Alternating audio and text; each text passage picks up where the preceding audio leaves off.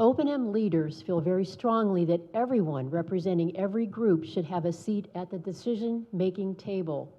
And one of O&M's essential plans for the future is to initiate monthly roundtables to include all community segments. How do you feel listening, learning, and building trust are important steps in creating an equitable community?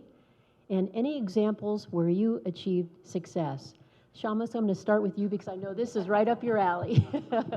Yeah, no, I mean, I was just thinking, I mean, not to be silly, but I've sat and learned a lot just from the people on this stage, let alone I could go around the room and it would take us several hours to talk about that. But I really do believe we have amazing people in our community, in every room I go into, but really in every neighborhood. And when you listen, we live in a time that's very divided, that's very polarized. But when you listen, you really hear that people do want the same things, right? Everybody wants safety, no matter, it doesn't matter which neighborhood you're in. Everybody wants their kids to have opportunities for a successful and thriving life, right? Nobody wakes up and says they want to be a lousy parent. But if you're only seeing the worst of the worst situations, that might not be readily apparent, or the solution or the mental health implications might not be readily apparent. So I think that's one of the things, one of the focuses I want to bring to city government is making sure that we really are listening as much as possible. And then, we can't accept every idea. We certainly can't fund every idea.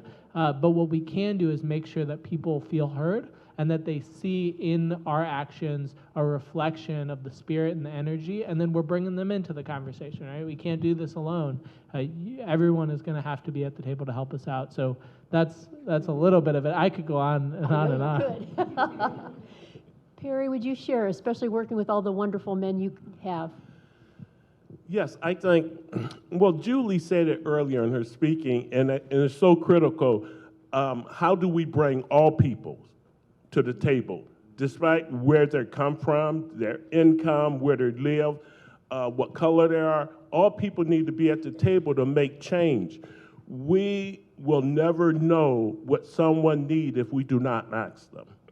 So if we don't invite them to the table, we will never know.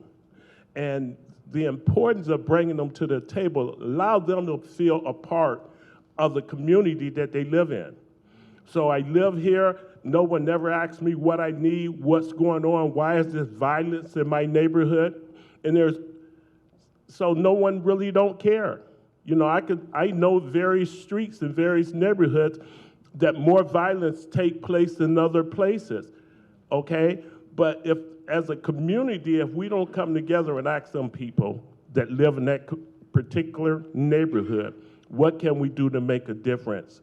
We're gonna stay stuck right where we are. And we at a good place, to Donna's point, right now to make change. If we don't make these changes after what we went through the last 2.5 years, shame on us. Because we have leaders in this community to make a difference if we learn to come together and work as partners and in collaboration. Thank you. Wow. David. What possibly could I add to that? Well, I'll say this because you ended with leadership. And Patricia and I had this conversation right before we started.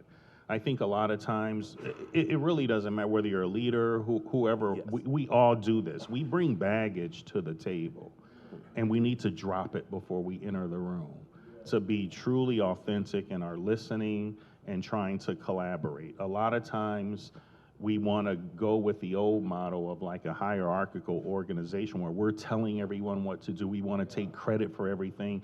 We need to get to that more collaborative community impact model that O&M has. Yeah. And more of us need to exhibit that in order to solve these complex problems in our community.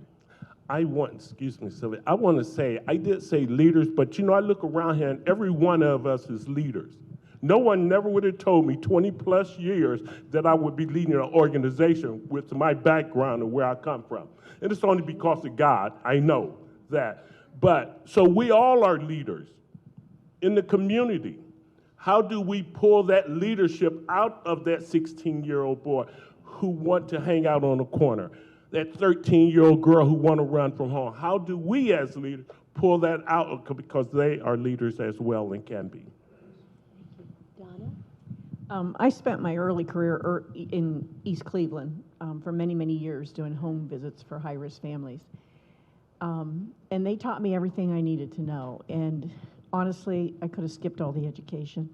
It really was just do things with people and not to people. And if you don't talk to folks and find out what they need, where they're at, you'll never, ever. Twice, 3 times a week, we have syringe exchange programs. We test folks for hepatitis. We test people who have serious drugs, abuse issues. And we talk to them. And we don't judge them. And we meet them where they're at. And we talk to them, and eventually they get help or they go to recovery. But we have to have that kind of long game and perseverance. But it starts with talking to the folks you're trying to reach and make sure that what you're giving them is what they want. They don't want what I want if they're in a different point in their life. So you have to accept it, and it's critical that we all remain non-judgmental. And if you see somebody struggling, ask them, help them.